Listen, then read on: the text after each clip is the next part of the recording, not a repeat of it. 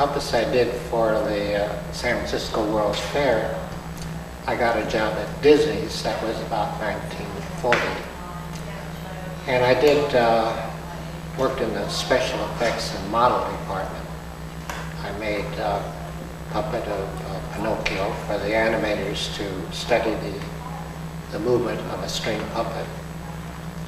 I made a mannequin of Bambi for the animators to pose in different positions, and various special effects.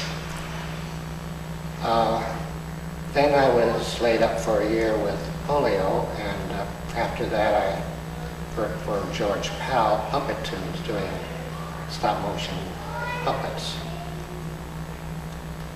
Later on I formed a company with Blanding Sloan, and we did a puppet movie, probably one of the first serious subjects on the atomic bomb for the Lutheran Church, to show the creation of the world to its possible destruction with the atomic bomb.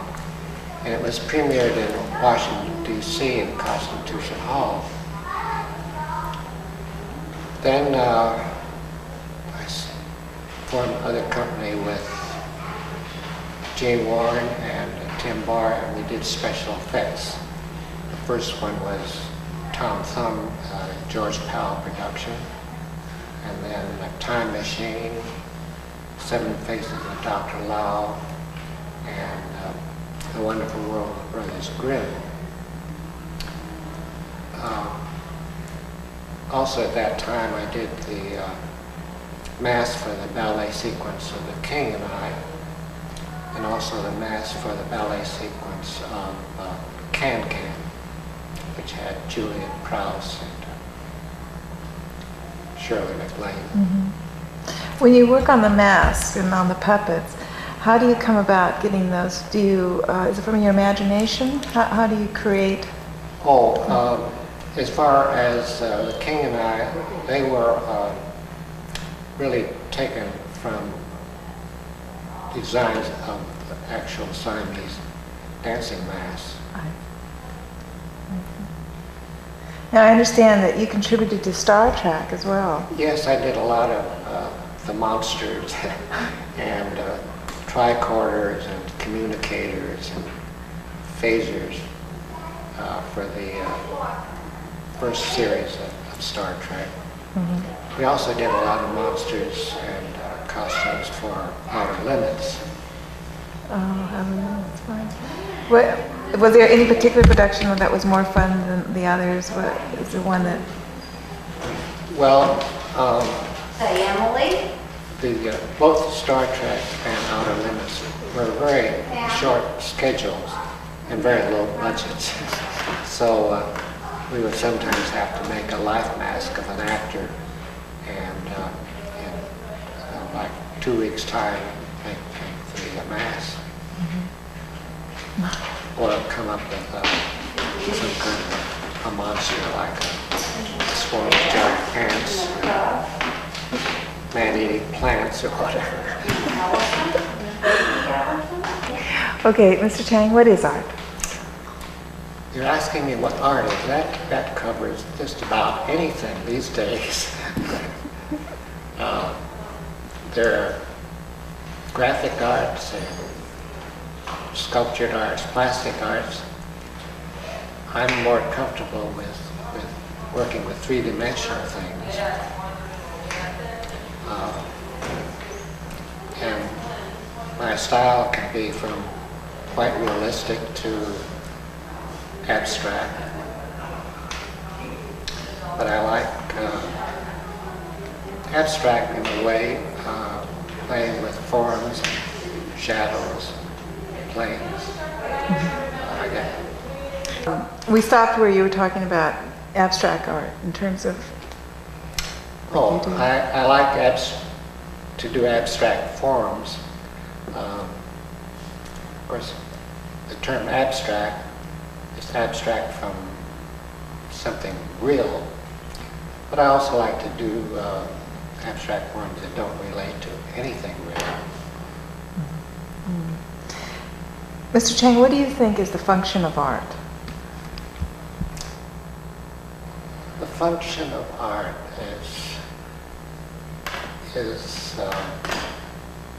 well, for the artist, is to express some message or feeling,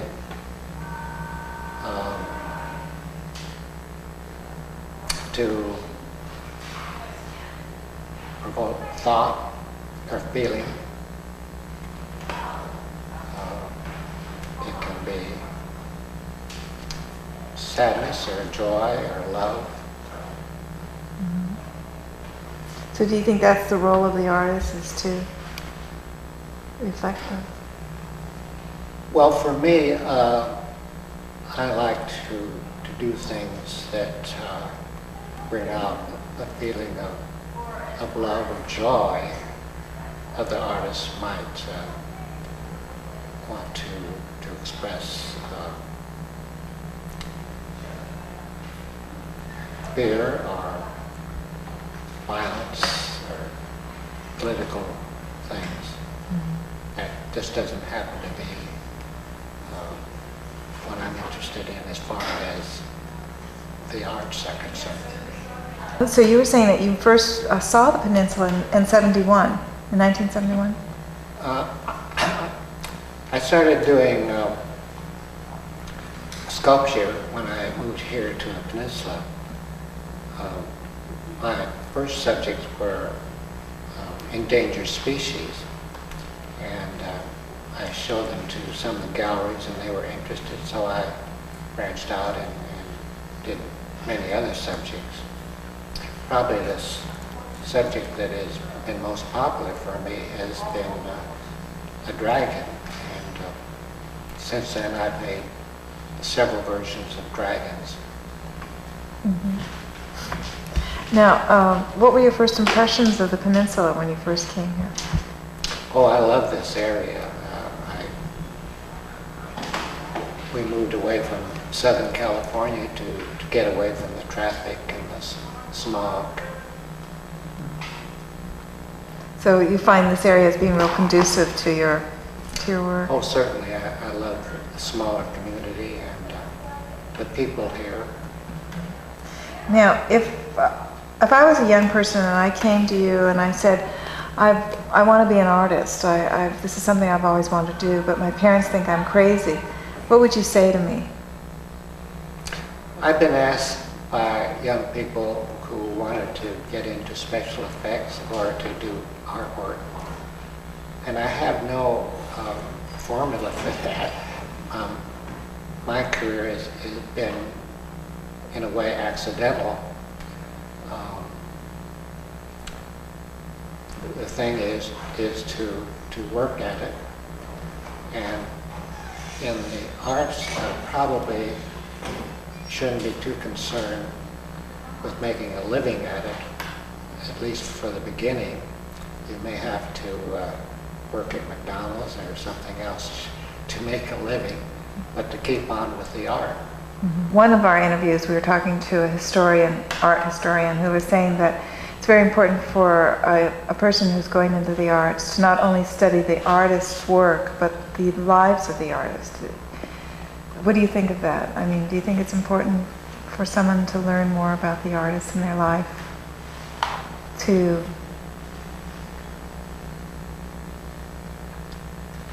I think it's great for a young person wanting to get into the arts to make friends with artists, even though you might not learn anything direct. We were talking about how important it is for maybe a young person to get to know other artists. Yes, I think it, maybe not directly in their technique or so on, but to just expose yourself to all kinds of art. I feel that young artists should start with being able to draw. And I feel that so many artists today don't really know how to draw. And that's like someone wanting to be a musician and not being able to read music. One of the things that we wanted to ask you, Mr. Chang, was how old are you? Okay, I'm 75 and will be 76 next month. What do you owe your longevity to? Pardon me? What do you owe your longevity to? Oh, goodness. I can't say clean living. I don't drink, I don't smoke. That sounds pretty clean. Okay. Just two more things, Mr. Chang, and you can answer them to Marie. I wonder if you could talk specifically about some of the things that you did on Time Machine and the Seven Faces of Dr. Lau. Some of the special effects that you worked on, maybe one that you're really proud of, one or two that you're really proud of. Well, we did all the special effects on Time Machine and Seven Faces. Time Machine, we built the small model of the time machine, and we did the progression of time and the growing of a fruit tree and the building of a city and the lava volcano eruption and in Seven Faces we did the Loch Ness Monster and all the different things that Dr. Lau turned into. In The Wonderful World of Brothers Grimm, there were three sequences. One sequence where Buddy Hackett fights with a dragon, and another sequence where the seven elves repair the shoes for the shoemaker. We also did all the animating of the toys for the picture Tom Thumb. And what specifically, Mr. Chang, did you do on Fantasia? Fantasia, I did very little. It was special effects, things like animating snowflakes falling and the ghosts flying out of Bear Mountain, things like that. Okay.